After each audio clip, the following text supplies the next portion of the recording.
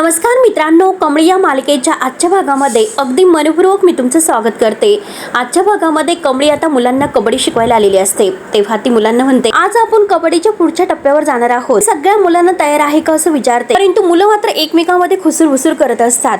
तर लगेच आता कमळी विचारते की मी तुम्हाला काय विचारलं, आणि एकमेकांमध्ये अशी खुसूरभुसूर काय सुरू आहे। आणि मुलं आता सगळेजण हसतात आणि कमळीला म्हणतात की आमचं सोडा मॅडम, अहो तुम्ही तयार आहात का हे अगोदर सांगा। आणि त्यातील एक मुलगा म्हणतो की तुम्ही तर रोज हारतात आणि आम्हाला म्हणतात की तुम्ही जिंकून दाखवा, अगोदर तुम्ही जिंकून दाखवा आणि मग आम्हाला कबड्डी खेळायला शिकवा। म्हणून सगळेजण आता ही उद्धट मुलं कमळीवर आणखीनच तिची उडवत हसत असतात। तेव्हा आता कमळी म्हणते की हे बघा, एक गोष्ट लक्षात ठेवा, गुरुची किंमत मात्र आता त्यांना तुम्ही किती वेळेस हरवलं यावरून नाही ठरत, त्याने तुम्हाला किती वेळेस उभं केलेलं आहे याच्यावरून ठरते। तेवढ्यात तो आता हिंदीमध्ये बोलणारा उद्धट मुलगा म्हणतो की मॅडम, अहो आम्हाला शिकवतान की काय करतान की असं बोलतच बसतात। कमळी म्हणते की हो शिकवणार, परंतु जरा वेगळ्या पद्धतीने शिकवणार आहे। तेव्हा आता कमळी मात्र खूप हुशार असते, कमळी सुद्धा त्यांची मजाच घेते आणि म्हणते की मी तुम्हाला वेगळ्या पद्धतीने शिकवणार तर आहेच, परंतु आता मला सांगा की तुमच्यापैकी कबड्डी कोणाला कोणाला येते असं वाटतं। तर तो मुलगा म्हणतो की फक्त खेळू शकत नाही तर कबड्डी आम्हाला सुद्धा येते।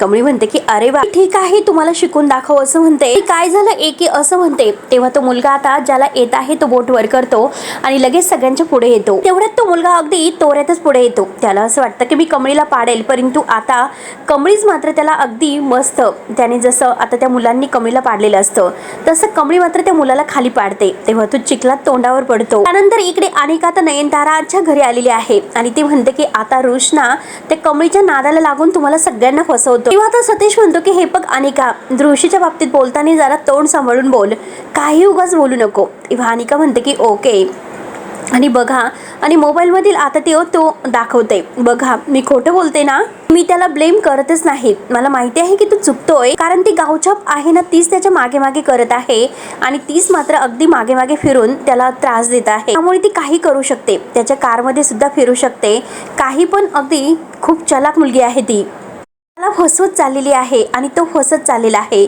आणि जर असंच चालत राहिलं तर मी तुम्हाला सांगते या घराची सासू मात्र तीच बनेल। तेव्हा हे ऐकून रोहित म्हणतो की सासू, अनिका म्हणते की हो तेच ते, लग्नानंतर असं घरामध्ये किक करून येतात आणि त्याच्यानंतर ते काय म्हणतात ते ती बनेल। आणि तेवढ्यात मात्र आता सतीशला तर खूपच हसायला येत असतं।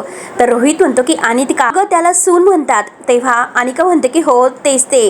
तारा रागाने म्हणते की एक गोष्ट लक्षात ठेव अनिका, कमळी या घरची सून कधीच होऊ शकत नाही। तेव्हा अनिका म्हणते की हे बघा नयनतारा आंटी, ते तुम्हाला वाटतं, मी तुम्हाला सांगते की हे जर असं चालत राहिले तर नक्की या घरची मात्र सानू बनेल। तेव्हा मात्र आता सगळेजण आणखीन हसत असतात। एकदा की ती या घरची बनली ना तर ती मात्र तुमच्या डोक्यावर पावडर सांडत फिरेल। तेव्हा आता सगळेजण डोक्याला हात लावतात आणि हसत असतात।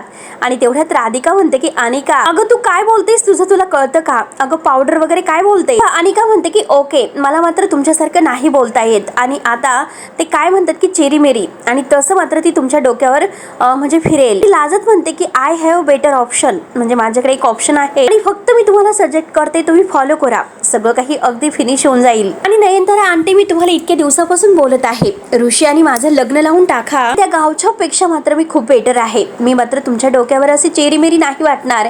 खूप लाजत मात्र आता हे सर्व बोलत असते। तेवढ्यात आता इकडे कमळी मात्र ग्राउंड वरती दुसऱ्या मुलाला म्हणते की चल तुझा नंबर आहे। तेव्हा लगेच आता तो मुलगा म्हणतो की अरे अहो मॅडम, तुम्ही काल जे काही मैदानावर झालं ग्राउंडवर ते विसरलात का। कमळी म्हणते की अरे वा, खूप भारी बोलतोस रे, मला तर असं वाटतं की मी नाही विसरले, तूच विसरला वाटतं। तेव्हा तो मुलगा म्हणतो की मी आणि घाबरणार, अभी दिखातो हूँ मेरा कमाल। आता तो ग्राउंड वरती पुढे येतो कमळी समोर न घाबरता। मात्र आता तो जेव्हा तोऱ्यातच पुढे येतो आणि लाथीने मात्र आता तो आपली वर लाथ करून कमळीला कबड्डी कबड्डी करत असतो। कमळी मात्र जेव्हा त्याची लाथ पकडते आणि त्याला खाली मैदानावर पाडते तेव्हा आता सगळेजण पाहतच असतात, सगळ्यांना धक्काच बसतो, सगळीजण मुलं आता बघून अगदी धक्कादायकच होतात। कमळी म्हणते की या तुमच्या मित्राला वाचवायला, चला या। आणि तेव्हा सगळेजण पुढे येतात आणि सगळेजण पुढे आल्यानंतर मात्र आपल्या मित्राला ते ओढत असतात, परंतु कमळी फक्त त्याचा पाय धरून त्याला ओढत असते। आणि शेवटी आता कमळीला आणि त्या मुलांना जेव्हा त्याने आता कमळीला पाडलेलं असतं ग्राउंडवरती, तुला कबड्डी खेळता येत नाही आणि आली मोठी आम्हाला शिकवायला, असं जेव्हा ते म्हणलेले असतात तेव्हाचा तो क्षण त्यांना आठवतो।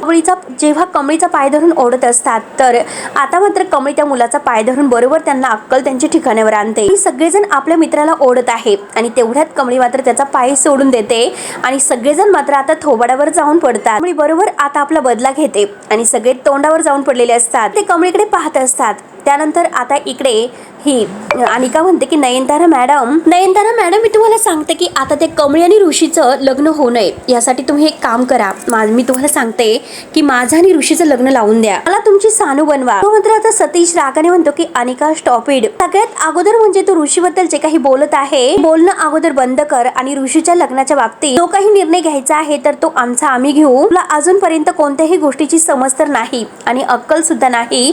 त्यामुळे आता मात्र ऋषी आणि तुझ्या लग्नाचा तू विचार करूच नको आणि आम्हाला सुद्धा शिकवण्याचा प्रयत्न करू नकोस. त्यामुळे तू एक काम कर, तुझ्या घरी जा आणि आता ते खरंच खूप गरजेचं आहे. तेव्हा आता अनिका म्हणते की हो फाईन, मला तर काय, मी फक्त तुम्हाला इथे सत्य सांगण्यासाठी आले होते. मला काय करायचं शेवटी तुमचा मुलगा आहे आणि त्या ऋषीला त्या गावछाप सोबत फिरून द्या. आणि नयनतारा आंटी मी तुम्हाला काय म्हणते, पण नयनतारा आता मात्र तिचं काही बोलणं ऐकूनच घेत नाही. तर आता रोहित म्हणतो की आई मी तुला काय म्हणतो, तू एक काम कर, आता ऋषीला मात्र कॉल करून बोलून घे. लगेच मात्र आता ऋषीला फोन करण्याचं ठरवते. कॉलच करत असते तर इकडे मात्र आता साहेबा स्टाफमधील एका मुलाशी बोलत असतो. जरा ऑफिसला येताना माझ्यासारखा टाईट फाईट होऊन येत जा, चांगले कपडे वगैरे घालून, आणि बघ मी कसा येतो. आणि तेवढ्यात आता साहेबाच्या मोबाईलवर नयनताराचा कॉल येतोय. नयनतारा विचारते की साहेबा तू ऑफिसमध्ये आहेस का?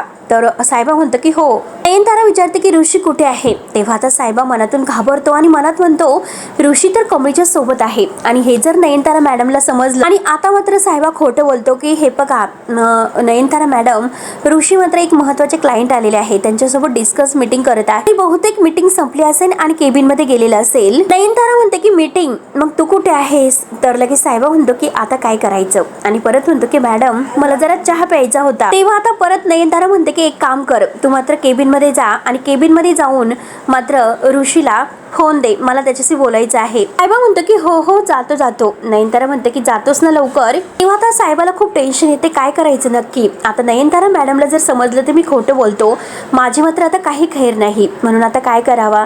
ऋषी तर इथे नाही, मग कसं. पण तो घाबरत जेव्हा केबिन मध्ये येऊन बघतो तर तिथे ऋषी आलेला असतो आणि तो ऋषीला म्हणतो की तू आलास? ऋषी म्हणतो की हो. तेवढ्यात मात्र आता लगेच साहेबा म्हणतो की थांबा मी ऋषीकडे फोन देतो आणि लगेच तो मात्र आता ऋषीजवळ फोन धरतो आणि ऋषी म्हणतो की बोल नाही काय झालं. तेव्हा आता लगेच नयनतारा म्हणते की जरा मीटिंग बद्दल बोलायचं होतं. तर ऋषी म्हणतो की हो मीटिंग मध्येच होतो. त्यानंतर नयनतारा म्हणते की ठीक आहे मी नंतर कॉल करते. तर लगेच आता हा ऋषी म्हणतो की ठीक आहे आणि तो फोन ठेवतो. त्यानंतर मात्र आता लगेच अनिकाची तर बोलती बंद होते आणि तेव्हा आता अनिका काय बोलावं तेच काही कळत नसतं. तर राधिका म्हणते की अनिका तो जो काही फोटो बनवून आणलेला आहे ना तो मात्र AI थ्रूत केला नसेल कशावरून. तेव्हा आता अनिका म्हणते की मी तयार केलेले नाही आंटी, खरंच मी बोलते की खरंच मी नाही केलेलं. तेव्हा नयनतारा रागाने म्हणते की ऋषी ऑफिस मध्ये आहे आणि तो विजय आहे. रागाने नयनतारा मात्र आतमध्ये निघून जाते. अनिका आंटी करत असते. शेवटी आता अनिका तिथे तोंडावर पडते. सतीश म्हणतो की गेल्या आता तुम्ही सुद्धा आता निघा. तेव्हा आता अनिका रागानेच मात्र अगदी तेथून निघून जाते. इकडे साहेबा ऋषीला विचारतो की अरे पण नक्की तू आला केव्हा? मला तर खूप दडपण आले होते, नयनतारा मॅडमला काय उत्तर द्यायचं होतं. तेव्हा ऋषी म्हणतो की अरे जेव्हा तू चहा घेत होता तेव्हाच आलो. बरं झालं मी कमळीचं ऐकलं. मात्र जेव्हा तो कमळीला सोडवायला गेलेला असतो आणि आता कमळीने मला तेथे थांबून दिलं नाही आणि तिने ऑफिसला काढून दिलं, हे मात्र त्याला तो क्षण आठवतो. कारण जेव्हा तो कमळीला सोडवायला गेलेला आहे तर कमळी आता गाडीच्या खाली उतरत म्हणते की चला मी येतो. ऋषी म्हणतो की काल तुम्हाला गेम पाहून दिलेला नाही त्यामुळे चल आज मी येतो. कमळी म्हणलेली असते की नाही तुम्ही ऑफिसला जा आणि सर तुम्हाला एकतर माझ्यामुळे उशीर झालेला आहे आणि माझ्या ऑफिसमध्ये काम आहेत, मीटिंग आहे, तर ते करायचं सोडून तुम्ही ते टाइमपास कशाला करता, तुम्ही जा बरं अगोदर. तेव्हा लगेच आता ऋषी म्हणतो ऑफिसचे काम काही होतच असतात, येतो मी थोड्या वेळ. तेव्हा कमळी नाही म्हणत असते. कमळी ऐकायला तयार नसते. ती म्हणते की माझ्यामुळे उशीर झालेला मला नाही चालणार, तुम्ही आत्ताच्या आत्ता चला, जा लवकर. त्यानंतर ऋषी म्हणलेला असतो की संध्याकाळी 6 वाजता मात्र मी तुझी वाट बघेल. तेव्हा तर ऋषी तेथून निघून आलेला असतो आणि हे सगळं साहेबाला सांगतो. तेव्हा लगेच आता साहेबा म्हणतो की थँक गॉड आज मात्र तू कमळीचं ऐकलं, नाहीतर आपलं काही खरं नव्हतं. तेव्हा आता लगेच साहेबा म्हणतो की ठीक आहे, आता लवकरात लवकर सगळं काही आटपून घ्या, मला कमळीला घ्यायला जायचं आहे. साहेबा आता गंमत करत म्हणतो की घ्यायला जायचं. नंतर इकडे कामिनीने मात्र आता जी काही नोटीस आहे तर ती तेथे लावण्यासाठी सांगितलेली असते आणि सगळ्या पिओनला ती सांगत असते की व्यवस्थित जे जसं सांगितलं अगदी तसंच करायचं आहे. तेव्हा लगेच आता ते म्हणतात की ठीक आहे मॅडम, जसे तुम्ही सांगितले अगदी तसंच आम्ही करणार आहोत. तेवढ्यात मात्र आता कमळीसाठी ही नोटीस असते, 70% प्रेझेंटी नसल्यानंतर परीक्षेला मात्र बसून देणार नाही. यांचा आता हा नवीन डाव असतो, कारण कमळी कॉलेजला येत नाही त्यासाठी आता नवीन खेळलेला हा गेम. तेवढ्यात ते विद्यार्थी म्हणतात की कॉलेजला सुरू होऊन महिना झालेला आहे, मग आता असे 70% कसे पूर्ण होऊ शकतात. तेवढ्यात तिथे निंगी येते आणि निंगी आल्यानंतर मात्र आता हे सगळं कसं होऊ शकतं, कारण मात्र आता निंगी विचारते की काय झालं नक्की. तेवढ्या आता कमळीच्या मैत्रिणी म्हणतात की आता हे सर्व काही वाचल्यानंतर म्हणते की हा कोणता नियम मात्र कॉलेजने काढलेला आहे, कॉलेज सुरू होऊन आता 1 महिना सुद्धा झालेला नाही. तेवढ्यात तिथे कामिनी येते. कामिनी म्हणते की आता नवीन काय आहे त्याच्यामध्ये, नवीन काहीही नाही, तो मॅनेजमेंटने काढलेला नियम आहे, कळाले. आणि सगळ्यांना म्हणते की तुम्ही कॉलेजमध्ये कशासाठी येतात, शिकण्यासाठी येतात की कशासाठी, वळक्या करण्यासाठी की गप्पा करण्यासाठी येतात. आणि हा नियम काय सांगत आहे की ज्यांची प्रेझेंटी आता ही मात्र 70% कमी असेल तर त्यांना मात्र ही चाचणी परीक्षा नाही देता येणार. मी म्हणते की हा नियम लगेच आत्ता का लागू होतो. तेव्हा लगेच कामिनी म्हणते की विद्यार्थ्यांनी मात्र मॅनेजमेंटला प्रश्न विचारू नये एकदा सांगितलं. आणि निंगीला म्हणते की काय ग, तुझी मैत्रीण नाही म्हणून तिची जागा घेण्यासाठी जाऊ नको. एकदा सांगितलं की ज्यांची आता ही उपस्थिती 70% कमी असेल या सगळ्यांसाठी मात्र हाच नियम आहे आणि वेळ पडली तर त्यांची स्कॉलरशिप सुद्धा रद्द करण्यात येईल म्हणून. आता निंगी लगेच म्हणते की मला चांगलंच माहिती आहे की ह्या कडू आजीने हा नियम का लावलेला आहे. आणि तेवढ्यात आता कमळीच्या मैत्रिणी म्हणतात की अगं निंगी आता काय करायचं, पण 1 महिन्यामध्ये आपली ही उपस्थिती तेवढी भरणार नाही, मग आपण पेपर्स द्यायचे नाहीत का. त्यानंतर मात्र आता इकडे कमळी मात्र मुलांना म्हणत असते की आता कबड्डी वेगळ्या पद्धतीने तुम्हाला शिकायला मिळाली असेल आणि आता मात्र कबड्डी खेळताना जर काही लक्ष दुसरीकडे अडकलं, तुमचं लक्ष दुसरीकडे केंद्रित झालं, तुमचा जो काही प्रतिस्पर्धी असेल तर तुमच्यावर वरचढ होईल आणि तुमचा प्रतिस्पर्धी तो पॉईंट नक्कीच मारणार. हे बघा आता मात्र योग्य वेळ आल्यानंतर गुरु असतो आणि आता मात्र तो दाखवून देतो, हे मात्र आत्ताच तुम्ही बघितलं असेल. तेवढ्यात मात्र आता निंगी कमळीला फोन करते आणि कमळीला फोन करून म्हणते की अगं कमळे, हे बघ कॉलेजमध्ये खूप मोठा प्रॉब्लेम झालेला आहे, घडलेला प्रकार आहे. तर निंगी सगळं काही कमळीला सांगते. तर कमळी म्हणते की अरे देवा, पण अगं निंगे मला 1 तास इथून नाही निघता येणार. तेव्हा निंगी म्हणते उद्या तर युनिट टेस्ट आहे, मग आता वेळ निघून जाईल, मग काय करायचं. कमळे, हे बघ आज मात्र तू त्यांच्याशी नाही बोलली तर उद्या तुला परीक्षेला नाही बसता येणार. अगं तूच काय, पण तुझ्यापेक्षा खूप जास्त मुलं आहेत आणि इकडे सगळी बोंबाबोंब सुरू आहे. तर आता कमळी म्हणते की ठीक आहे मी लगेच येते. कमळी मुलांना म्हणते की 10 मिनिटाचा ब्रेक घ्या, प्रॅक्टिसला लागा, मी तोपर्यंत लगेच येतो. कमळी बॅग घेऊन लगेच कॉलेजला येते. त्यानंतर इकडे नयनतारा मात्र विचार करत असते. तिने कमळीला जे काही सांगितलेलं असतं की ऋषीच्या आयुष्यातून तू कायमची निघून जा, त्यासाठी तुला जी किंमत मी द्यायला तयार आहे. आणि तेवढ्यात मात्र आता रोहित तेथे येतो. रोहित विचारतो की काय झालं आई, कसला विचार करत आहेस. आणि आता रोहित सांगायला सुरुवात करतो की अनिकाने जेव्हा फोटो काढला त्यानंतर मात्र आता ऋषी ऑफिसमध्ये येऊन पोहोचला असेल, ती शक्यता आपल्याला नाकारता नाही होऊ शकणार. तेव्हा नयनतारा म्हणते की पॉसिबल आणि म्हणते की हे बघ आता मात्र नयनतारा म्हणते की हे शक्य आहे. तर रोहित म्हणतो की आपण जे काही अनिका सांगत आहे तर तेच करूया, पण ऋषी आणि अनिकाचं लग्नच लावून देऊ. मान्य आहे की मला मात्र अनिका थोडीशी मूर्ख आहे, परंतु ती अन्नपूर्णा म्हणजे महाजनची आता एकुलती एक नात आहे आणि ती आपल्या स्टँडर्डची आहे.